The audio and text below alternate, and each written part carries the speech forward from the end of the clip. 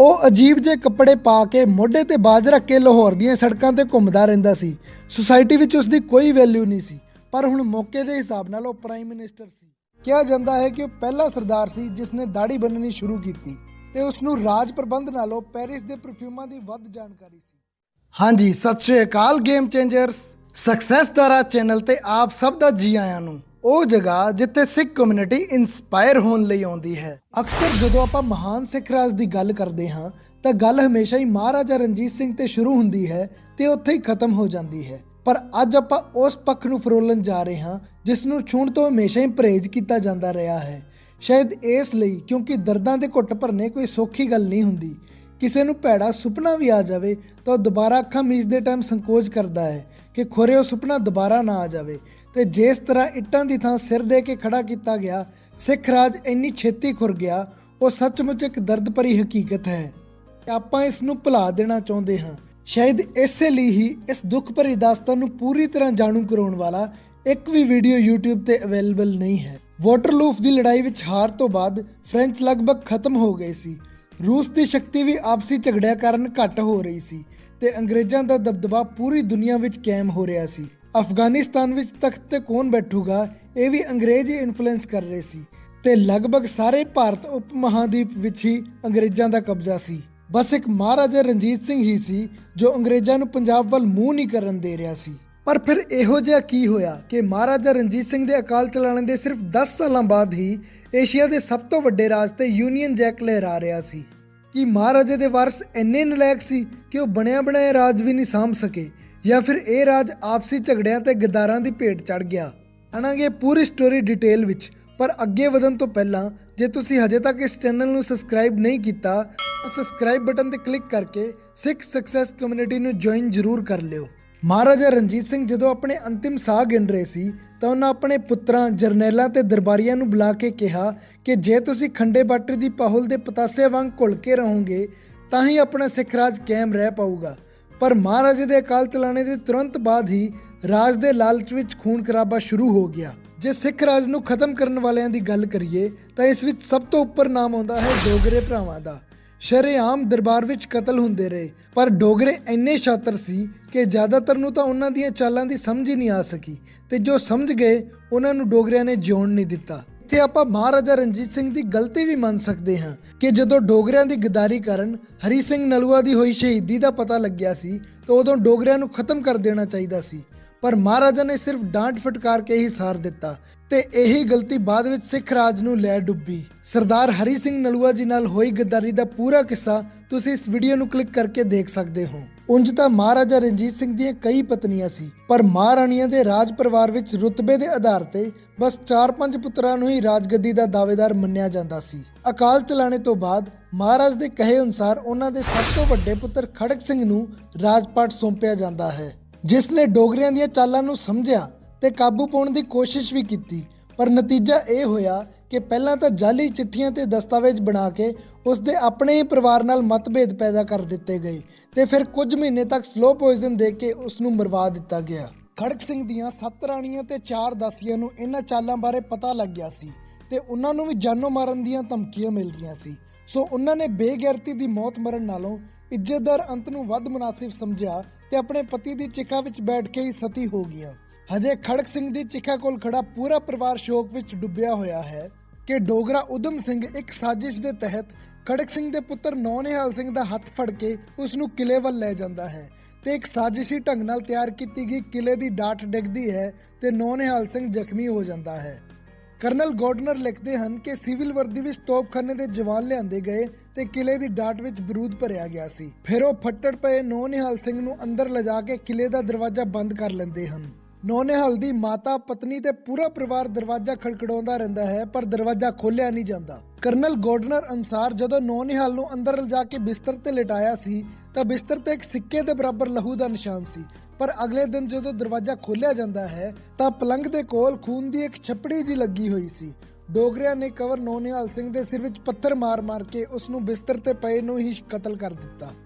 ਸਰਦਾਰ ਇਕੱਠੇ ਹੋਏ ਕਿਉਂਕਿ 2 ਦਿਨਾਂ ਵਿੱਚ ਰਾਜ ਪਰਿਵਾਰ ਵਿੱਚ ਦੂਸਰੀ ਮੌਤ ਸੀ। ਪਹਿਲੀ ਮਹਾਰਾਜਾ ਖੜਕ ਸਿੰਘ ਦੀ ਮੌਤ ਤੇ ਫਿਰ ਉਸ ਪੁੱਤਰ ਦੀ ਮੌਤ ਜਿਸ ਦੇ ਬਾਰੇ ਅੰਗਰੇਜ਼ ਖੁਦ ਕਹਿੰਦੇ ਸਨ ਕਿ ਜੇ ਮਹਾਰਾਜਾ ਰਣਜੀਤ ਸਿੰਘ ਦੇ ਪਰਿਵਾਰ ਦਾ ਇਹ ਚਿਰਾਗ ਨਾ ਬੁਝਦਾ ਤਾਂ ਅੱਜ ਸ਼ਾਇਦ ਭਾਰਤ ਦਾ ਨਕਸ਼ਾ ਹੀ ਕੁਝ ਹੋਰ ਹੋਣਾ ਸੀ। 12 ਸਾਲ ਦੀ ਉਮਰ ਵਿੱਚ ਉਸਨੇ ਐਡਵਾਂਸ ਟੈਕਨੋਲੋਜੀ ਦੀ ਇੱਕ ਇਹੋ ਜਿਹੀ ਤੋਪ ਤਿਆਰ ਕੀਤੀ ਸੀ ਜਿਸ ਨੂੰ ਦੇਖ ਕੇ ਅੰਗਰੇਜ਼ ਵੀ ਹੈਰਾਨ ਰਹਿ ਗਏ ਸਨ। ਉਸਨੇ ਬੜੀ ਹੀ ਬਹਾਦਰੀ ਤੇ ਅਹਿਮੀਅਤ ਨਾਲ ਕਈ ਜੰਗਾਂ ਤੇ ਮੁਹਿੰਮਾਂ ਵਿੱਚ ਹਿੱਸਾ ਲਿਆ ਸੀ ਤੇ ਪੂਰੇ ਸਿੱਖ ਸਮਾਜ ਨੂੰ ਉਸ ਤੋਂ ਬੜੀਆਂ ਉਮੀਦਾਂ ਸਨ। ਸਿੱਖ ਸਰਦਾਰਾਂ ਨੇ ਫੈਸਲਾ ਲਿਆ ਕਿ ਨੌਨਿਹਾਲ ਦੀ ਪਤਨੀ ਬੀਬੀ ਨਾਨਕੀ ਗਰਭਵਤੀ ਹੈ। ਜੇ ਉਸ ਦੀ ਕੁੱਖ ਤੋਂ ਪੁੱਤਰ ਜਨਮ ਲਵੇਗਾ ਤਾਂ ਉਸ ਨੂੰ ਰਾਜਗੱਦੀ ਤੇ ਬਿਠਾਇਆ ਜਾਊਗਾ। ਜਦੋਂ ਡੋਗਰਿਆਂ ਨੂੰ ਇਸ ਗੱਲ ਦਾ ਪਤਾ ਲੱਗਿਆ ਤਾਂ ਉਹਨਾਂ ਦਾਸੀਆਂ ਕੋਲੋਂ ਜ਼ਹਿਰ ਦਵਾ ਕੇ ਬੀਬੀ ਨਾਨਕੀ ਤੇ ਉਸ ਦੀ ਕੁੱਖ ਵਿੱਚ ਪਲ ਰਹੇ ਪੁੱਤਰ ਦੋਨਾਂ ਨੂੰ ਮਰਵਾ ਦਿੱਤਾ। ਜਦੋਂ ਇੱਕ ਪੂਰੀ ਪੀੜ੍ਹੀ ਡੋਗਰਿਆਂ ਨੇ ਖਤਮ ਕਰ ਦਿੱਤੀ ਤਾਂ ਡੋਗਰਿਆਂ ਦੇ ਪ੍ਰਭਾਵ ਵਿੱਚ ਆ ਕੇ ਸਿੱਖ ਸਰਦਾਰਾਂ ਨੇ ਫੈਸਲਾ ਲਿਆ ਕਿ ਕੁੰਵਰ ਸ਼ੇਰ ਸਿੰਘ ਦਾ ਵਿਆਹ ਵੱਡੇ ਭਰਾ ਖੜਕ ਸਿੰਘ ਦੀ ਵਿਧਵਾ ਚੰਦ ਕੌਰ ਨਾਲ ਕਰਾ ਕੇ ਸ਼ੇਰ ਸਿੰਘ ਨੂੰ ਰਾਜਗੱਦੀ ਸੌਂਪ ਦਿੱਤੀ ਜਾਵੇ। ਡੋਗਰੇ ਸ਼ੇਰ ਸਿੰਘ ਨੂੰ ਮਹਾਰਾਜ ਇਸ ਲਈ ਬਣਾਉਣਾ ਚਾਹੁੰਦੇ ਸਨ ਕਿਉਂਕਿ ਉਹ ਇੱਕ ਯੋਗ ਉਮੀਦਵਾਰ ਨਹੀਂ ਸੀ। ਸ਼ੇਰ ਸਿੰਘ ਇੱਕ ਸ਼ਰਾਬੀ ਤੇ ਵਿਲਾਸਤਾ ਵਿੱਚ ਡੁੱਬੇ ਰਹਿਣ ਵਾਲਾ ਬੰਦਾ ਸੀ। ਕਿਹਾ ਜਾਂਦਾ ਹੈ ਕਿ ਉਹ ਪਹਿਲਾ ਸਰਦਾਰ ਸੀ ਜਿਸ ਨੇ ਦਾੜੀ ਬੰਨਣੀ ਸ਼ੁਰੂ ਕੀਤੀ ਤੇ ਉਸ ਨੂੰ ਰਾਜ ਪ੍ਰਬੰਧ ਨਾਲੋਂ ਪੈਰਿਸ ਦੇ ਪਰਫਿਊਮਾਂ ਦੀ ਵੱਧ ਜਾਣਕਾਰੀ ਸੀ। ਪਰ ਚੰਦ ਕੌਰ ਨੂੰ ਰਾਜਪਾਟ ਦੀ ਪੂਰੀ ਸਮਝ ਸੀ।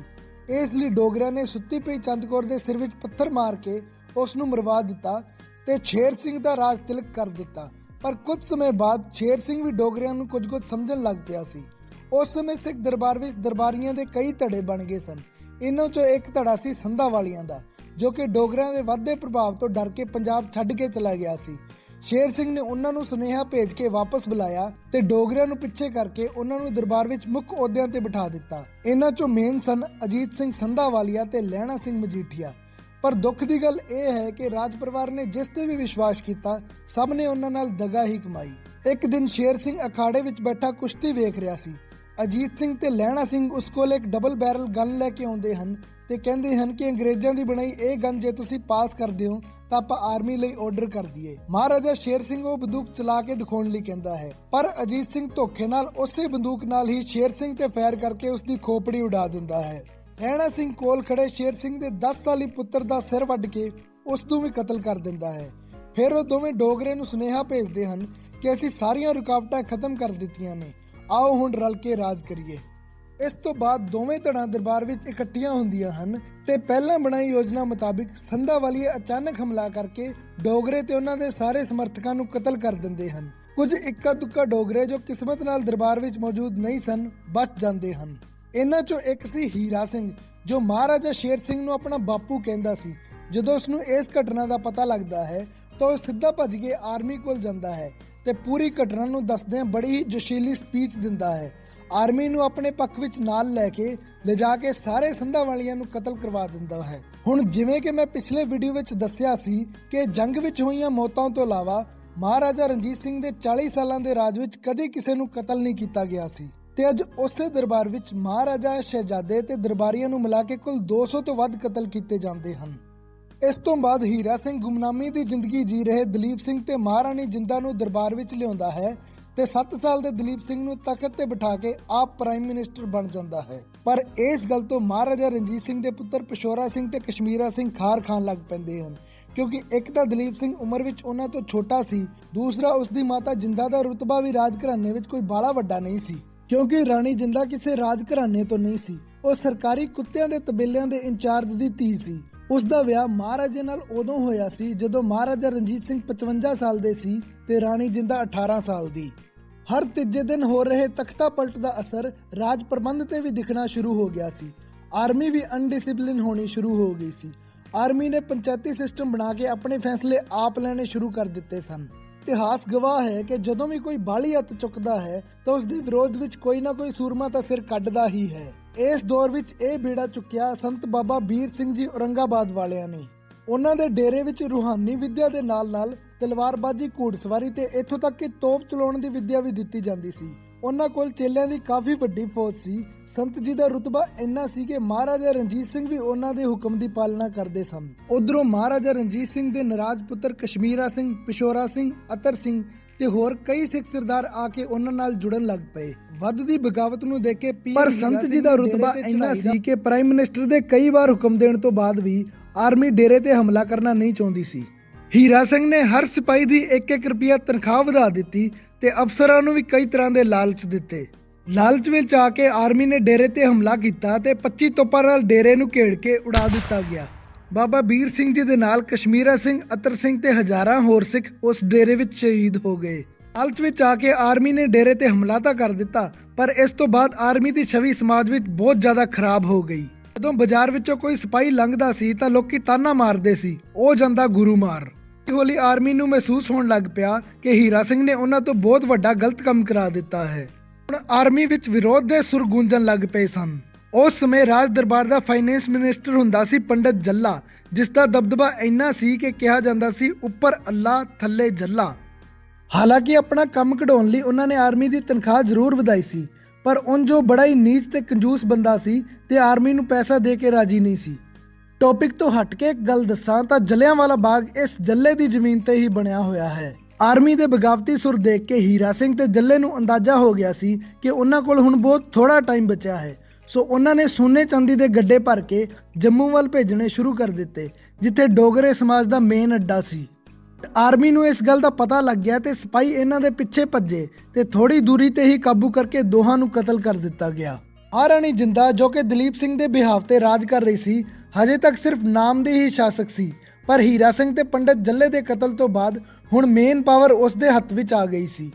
ਉਸਨੇ ਪ੍ਰਾਈਮ ਮਿਨਿਸਟਰ ਦੇ ਅਹੁਦੇ ਤੇ ਆਪਣੇ ਭਰਾ ਜਵਾਰ ਸਿੰਘ ਨੂੰ ਬਿਠਾ ਦਿੱਤਾ, ਜੋ ਕਿ ਬਿਲਕੁਲ ਹੀ ਨਕਾਰਾ ਬੰਦਾ ਸੀ। ਉਹ ਅਜੀਬ ਜਿਹੇ ਕੱਪੜੇ ਪਾ ਕੇ ਮੋਢੇ ਤੇ ਬਾਜ ਰੱਖ ਕੇ ਲਾਹੌਰ ਦੀਆਂ ਸੜਕਾਂ ਤੇ ਘੁੰਮਦਾ ਰਹਿੰਦਾ ਸੀ। ਸੁਸਾਇਟੀ ਵਿੱਚ ਉਸਦੀ ਕੋਈ ਵੈਲਿਊ ਨਹੀਂ ਸੀ, ਪਰ ਹੁਣ ਮੌਕੇ ਦੇ ਹਿਸਾਬ ਨਾਲ ਉਹ ਪ੍ਰਾਈਮ ਮਿਨਿਸਟਰ ਸੀ। ਹੁਣ ਉਹਨਾਂ ਨੂੰ ਡੇਰੇ ਦੇ ਹਮਲੇ ਵਿੱਚ ਬਚ ਗਏ ਪਿਸ਼ੌਰਾ ਸਿੰਘ ਤੋਂ ਖਤਰਾ ਮਹਿਸੂਸ ਹੋ ਰਿਹਾ ਸੀ, ਕਿਉਂਕਿ ਉਹ ਕਦੇ ਵੀ ਵਾਪਸ ਆ ਕੇ ਤਖਤ ਲਈ ਆਪਣੀ ਦਾਅਵੇਦਾਰੀ ਪੇਸ਼ ਕਰ ਸਕਦਾ ਸੀ। ਇਸ ਲਈ ਜਵਾਰ ਸਿੰਘ ਨੇ ਆਪਣੇ ਬੰਦੇ ਭੇਜ ਕੇ ਪੰਜਾ ਸਾਹਿਬ ਮੱਥਾ ਟੇਕਣਗੇ ਪਿਸ਼ੌਰਾ ਸਿੰਘ ਨੂੰ ਗ੍ਰਿਫਤਾਰ ਕਰਵਾ ਦਿੱਤਾ ਤੇ ਅਟਕ ਦਰਿਆ ਦੇ ਕੰਢੇ ਉਸ ਦਾ ਸਿਰ ਵੱਢ ਕੇ ਦਰਿਆ ਵਿੱਚ ਸੁੱਟ ਦਿੱਤਾ ਗਿਆ। ਜਵਾਰ ਸਿੰਘ ਨੂੰ ਜਦੋਂ ਇਹ ਖਬਰ ਮਿਲੀ ਤਾਂ ਉਸਨੇ ਲਾਹੌਰ ਵਿੱਚ ਦੀਪਮਾਲਾ ਕਰਵਾਈ ਤੇ ਖੁਸ਼ੀਆਂ ਮਨਾਈਆਂ। ਇੱਕ ਗੱਲ ਹੈ, ਆਰਮੀ ਭਾਵੇਂ ਜਿੰਨੀ ਵੀ ਅਨਡਿਸਿਪਲਿਨ ਸੀ, ਪਰ ਮਹਾਰਾਜਾ ਰਣਜੀਤ ਸਿੰਘ ਦੇ ਪਰਿਵਾਰ ਤੇ ਕੋਈ ਆਂਚ ਬਰਦਾਸ਼ਤ ਨਹੀਂ ਕਰਦੀ ਸੀ ਤੇ ਇਹੀ ਗਲਤੀ ਜਵਾਰ ਸਿੰਘ ਨੇ ਕੀਤੀ। ਇਸ ਲਈ ਆਰਮੀ ਨੇ ਉਸ ਨੂੰ ਬੁਲਾਇਆ ਤੇ ਖੁੱਲੀ ਪੰਚਾਇਤ ਵਿੱਚ ਸਜ਼ਾਏ ਮੌਤ ਦਿੰਦੇ ਹੋਏ ਸ਼ਰੇਆਮ ਚੁਰਾਏ ਵਿੱਚ ਕਤਲ ਕਰ ਦਿੱਤਾ। ਹੁਣ ਤੱਕ ਆਪਾਂ ਦੇਖਿਆ ਕਿ ਮਹਾਰਾਜਾ ਰਣਜੀਤ ਸਿੰਘ ਦੇ ਜਾਣ ਤੋਂ ਬਾਅਦ ਹੀ ਕਿਸ ਤਰ੍ਹਾਂ ਆਪਣਿਆਂ ਨੇ ਹੀ ਪਿੱਠ ਵਿੱਚ ਖੰਜਰ ਮਾਰੇ, ਕਿਸ ਤਰ੍ਹਾਂ ਰਾਜ ਦਰਬਾਰ ਵਿੱਚ ਸ਼ਰੇਆਮ ਲੜੀਵਾਰ ਕਤਲ ਹੁੰਦੇ ਰਹੇ। ਇਸ ਵੀਡੀਓ ਦੇ ਨੈਕਸਟ ਪਾਰਟ ਵਿੱਚ ਆਪਾਂ ਦੇਖਾਂਗੇ ਕਿ ਅੰਗਰੇਜ਼ਾਂ ਨੇ ਪੰਜਾਬ ਵਿੱਚ ਦਖਲ ਦੇਣਾ ਕਿਵੇਂ ਸ਼ੁਰੂ ਕੀਤਾ, ਕਿਵੇਂ ਅੰਗਰੇਜ਼ਾਂ ਨਾਲ ਹੋਈਆਂ ਜੰਗਾਂ ਵਿੱਚ ਆਪਣਿਆਂ ਨੇ ਹੀ ਸ਼ਰੇਆਮ ਗੱਦਾਰੀ ਕੀਤੀ, ਕੋਹਿਨੂਰ ਹੀਰਾ ਇੰਗਲੈਂਡ ਕਿਵੇਂ ਪਹੁੰਚਿਆ। ਇਸ ਲਈ ਜਨਾਬ ਨੈਕਸਟ ਵੀਡੀਓ ਨੂੰ ਮਿਸ ਨਾ ਕਰਨ ਲਈ ਚੈਨਲ ਨੂੰ ਸਬਸਕ੍ਰਾਈਬ ਕਰਕੇ ਬੈਲ ਆਈਕਨ ਜ਼ਰੂਰ ਪ੍ਰੈਸ ਕਰ ਦਿਓ। ਵੀਡੀਓ ਪਸੰਦ ਆਇਆ ਹੋਵੇ ਤਾਂ ਲਾਈਕ ਬਟਨ ਤੇ ਕਲਿੱਕ ਕਰਕੇ ਅੱਗੇ ਸ਼ੇਅਰ ਜ਼ਰੂਰ ਕਰਿਓ। ਸਿੱਖ ਅਤੇ ਸਿੱਖੀ ਨਾਲ ਜੁੜੇ ਰਹਿਣ ਲਈ ਹੁਣ ਤੁਸੀਂ ਸਾਨੂੰ ਇੰਸਟਾਗ੍ਰਾਮ ਤੇ ਫੋਲੋ ਵੀ ਕਰ ਸਕਦੇ ਹੋ ਤੇ ਜਾਣ ਤੋਂ ਪਹਿਲਾਂ ਕਮੈਂਟ ਬਾਕਸ ਵਿੱਚ ਵਾਹਿਗੁਰੂ ਜੀ ਲਿਖ ਕੇ ਆਪਣੀ ਹਾਜ਼ਰੀ ਜ਼ਰੂਰ ਲਵਾਇਓ। ਵਾਹਿਗੁਰੂ ਜੀ ਕਾ ਖਾਲਸਾ, ਵਾਹਿਗੁਰੂ ਜੀ ਕੀ ਫਤਿਹ।